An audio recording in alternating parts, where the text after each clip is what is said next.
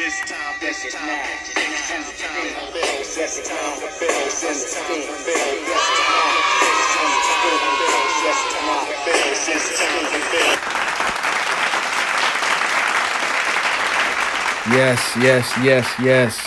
Hey, welcome back.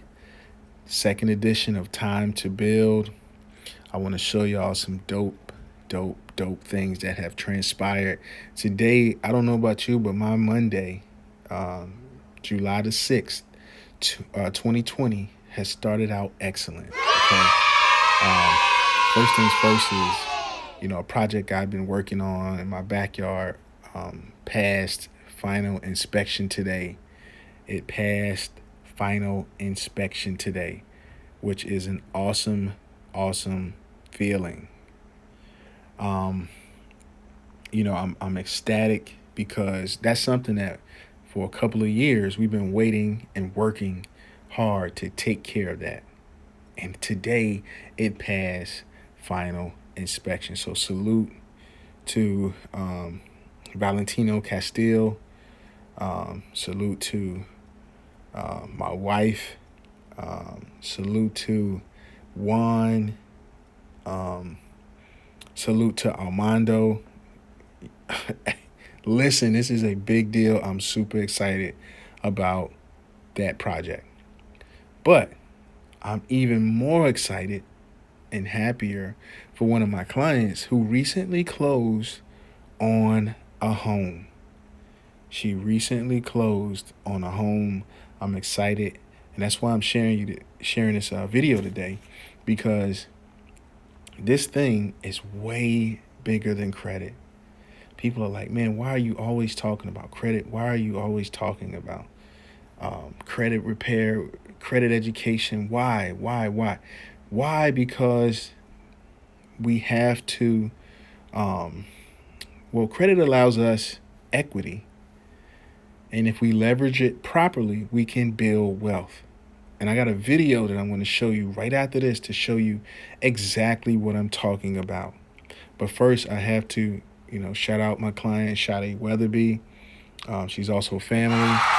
But she trusted me to help her in this process. And she reached out a couple of years ago saying, hey, I want your help with your services. Help me out. She reached out again back in April. We talked about what she needed to do for, in order for the credit union to finance her situation. And then boom, fast forward to July, she's closed on her home. So that is what I do. Give out assist, help out, strategize. That's what this program is all about. And I want to celebrate her today.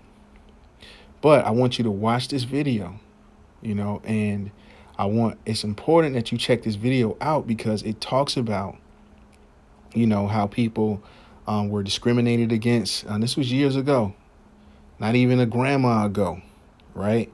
Where equity and wealth was created and we got left out of the picture.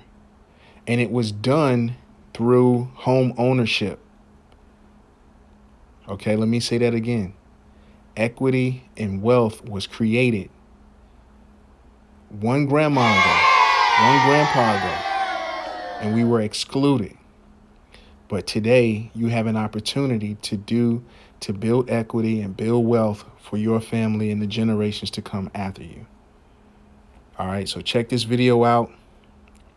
And again, subscribe to my channel. Thank you for all the people that support and acquire my services. I can help you in the same manner. Town east of New York City, 17,000 homes in one place. What bank would be crazy enough to lend a developer the money to build 17,000 homes or 15,000 homes in one place for which he had no buyers? We were in a suburban country at that time.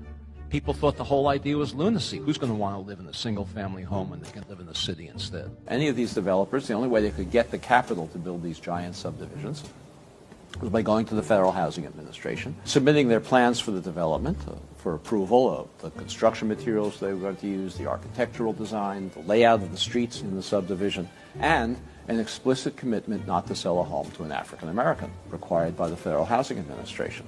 The Federal Housing Administration even required, as a condition of these guarantees, developers like Levitt to place a clause in the deed of every home prohibiting resale to African Americans or rental to African Americans. These deeds still exist in these homes today. They're no longer enforced, no longer enforceable, but they're still there. What was the consequence of this? Well, those homes in those days, in all of these suburbs, they sold for $10,000 or less, $8,000, $9,000 a piece. In today's money, that's less than $100,000, probably $90,000. African Americans who were prohibited, not they didn't want to, not because they didn't like living among whites, they were prohibited from moving into these suburbs, and they could easily afford to do so. Any working class family can afford to buy a home for $90,000, roughly twice national median income. Those homes and developments like that now sell for $300,000, $400,000, $500,000 and more. The white families over the next couple of generations gained, you can do the arithmetic, $200,000, $300,000, $400,000, $500,000 in equity. They used that equity to send their children to college, to take care of medical emergencies, to take care of economic downturns, most importantly, to bequeath it to their children, who then had down payments for their own homes. African Americans who accumulated none of that wealth as a result of this federal subsidy had none of those abilities. Today, nationwide, African American incomes are on average about 60% of white incomes. African American wealth today is 10% of white wealth. That enormous disparity between a 60% income ratio and a 10% wealth ratio is entirely attributable to unconstitutional federal housing policy practiced in the mid-20th century that has never been remedied. It's a constitutional violation, and of course it determines the ongoing racial inequalities we have today.